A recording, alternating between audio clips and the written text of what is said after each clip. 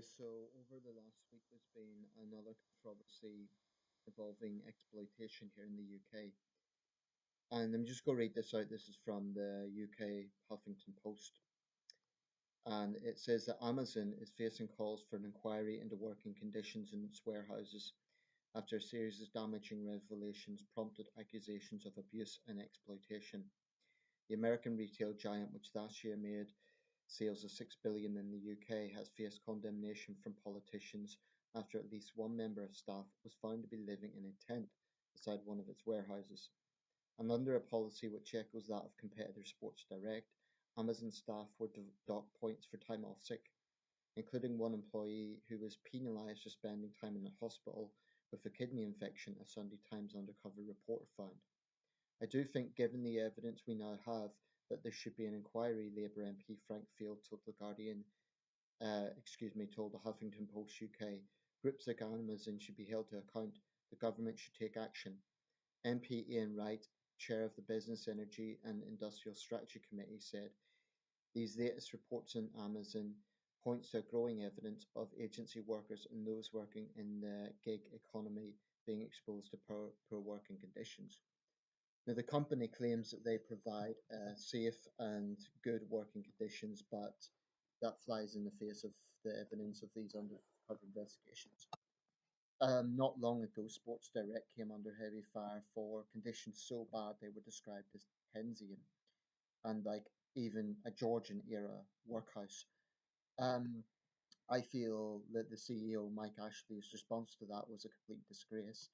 He basically claimed he didn't know what was going on, and he grudgingly sort of conceded to some reforms, but I think it's only because he was under the spotlight.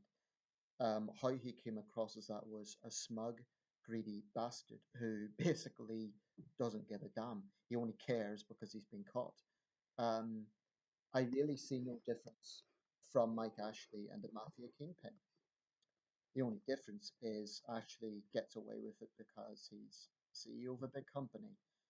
Um, in the end of the day, someone who makes a fortune through the exploitation of others is basically a class A scumbag.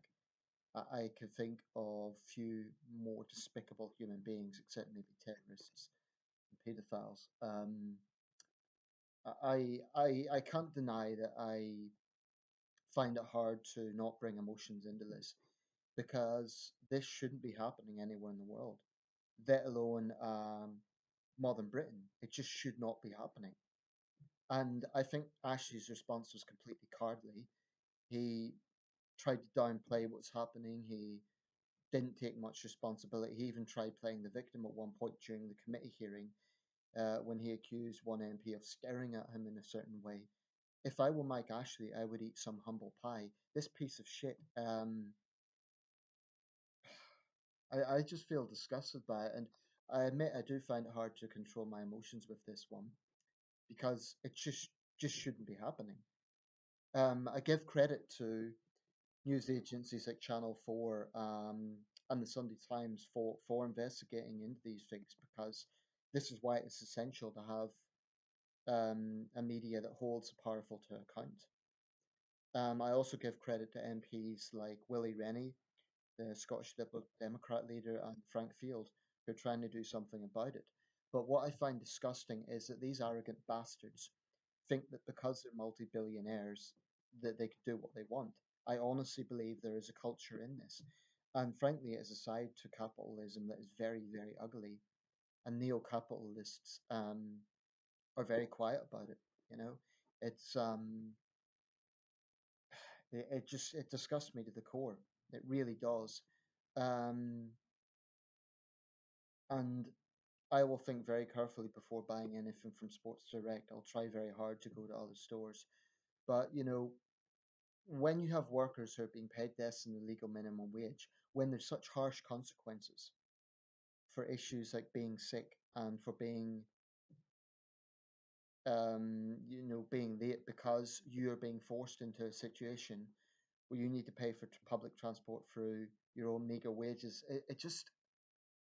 it's clearly an abuse of power. And I think the problem is the fat cats at the top of these companies, basically do feel that they're above the law. They feel that they could do what they want because they're multi-billionaires. And frankly, we have a Tory government who, being Tory, is very keen to, pander to big business. So I think that probably comes into it as well. Um, I don't consider myself a socialist because the thing about socialism is it's just against wealth, full stop. But by the same token, I don't consider myself neo-capitalist because this is the ugly face of capitalism and it's just wrong. Exploitation is wrong, full stop. And I stand by what I say about Mike Ashley. He's a card. He has made a fortune out of this, and he begrudged democratically elected parliamentarians doing their job by asking him questions.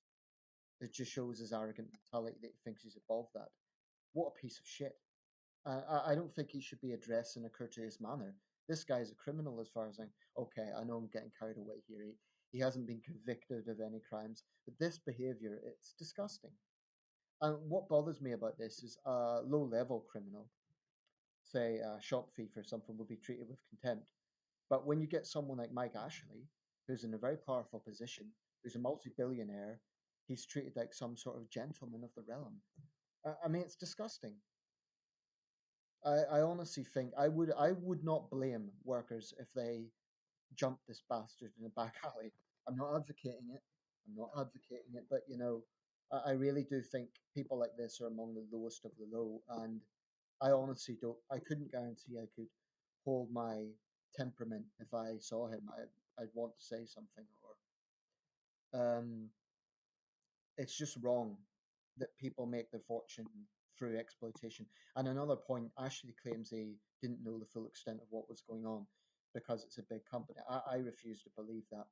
CEOs run their companies not with an iron fist, but with a fair amount of authority.